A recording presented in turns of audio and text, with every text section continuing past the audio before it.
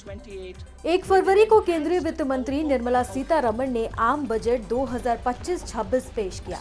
हर साल की तरह इस साल भी बजट में टैक्स को लेकर खूब चर्चा हो रही है।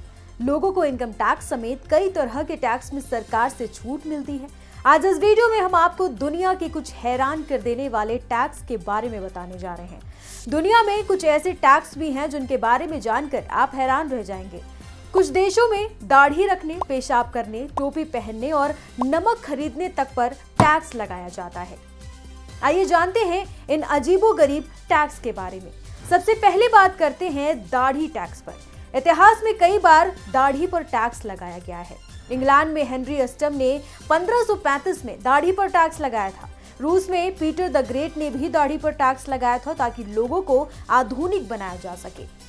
दूसरा, पेशाब टैक्स। प्राचीन रोम में पेशाब पर भी टैक्स लगाया जाता था। सम्राट वेस्पेसियन ने सार्वजनिक शौचालयों से निकलने वाले अमोनिया को बेचने पर टैक्स लगाया था। उनका यह मानना था कि पैसा कहीं से भी आए वो अच्छा है। दरअसल पेशाब में अमोनिया होता है जिसका इस्तेमाल प्राचीन काल में कई चीजों में किया जाता था, जैसे कि कपड़े धोने में, चमड़ा साफ करने में और खेती करने में।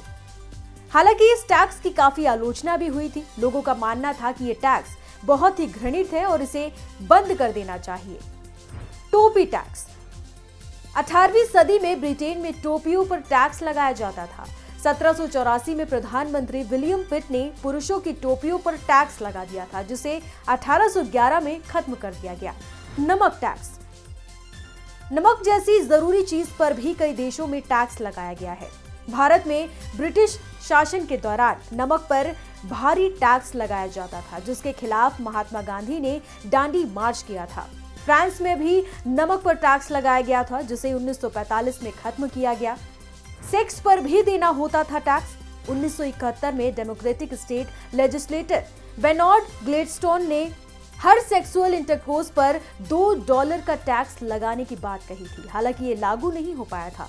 कहा जाता है कि यह प्रस्ताव प्रांत की आर्थिक स्थिति खराब होने के चलते लिया गया था। ये सुनकर आश्चर्य होता है कि कभी सेक्सुअल इंटरकोर्स पर भी टैक्स लगाने का प्रस्ताव दिया गया था। जर्मनी में प्रोस्टिट्यूशन पर टैक्स।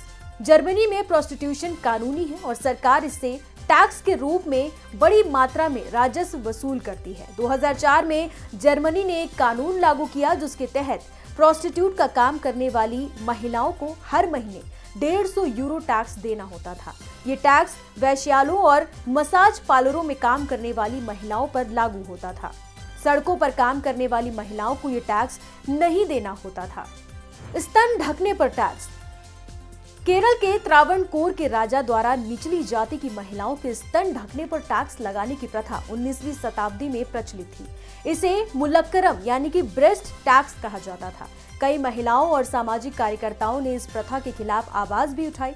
नंगेली नामक एक महिला ने इस टैक्स के खिलाफ अपना विरोध जताने के लिए अपने स्तन काटकर राजा के सामने पेश किए। इस घटना के बाद इस प्रथा को समाप्त करने की मांग और तेज हो गई। 19वीं सदी के अंत में इस प्रथा को समाप्त कर दिया गया, लेकिन इस प्रथा के निशान समाज में लंबे समय तक बने रहे। आत्मा पर भी लगता था टैक्स। जी हाँ, रूस के राजा पीटर द ग्रेट ने 1718 में आत्मा पर भी टैक्स लगा दिया था। ये टैक्स उन लोगों पर लगाया गया था जो आत्मा जैसी चीजों पर विश्वास करते थे। जो लोग आत्मा में विश्वास नहीं रखते थे उनसे भी टैक्स लिया जाता था। उनसे धर्म में आस्था न रखने का टैक्स लिया जाता था, यानी सभी को टैक्स देना होता था। कहा जाता है कि चर्च और रसूखदार लोगों को छोड़कर सबको ये टैक्स देना होता था। इसमें भी टैक्स वसूली के समय टैक्स पेयर घर से गायब हो तो पड़ोसी को देना होता था।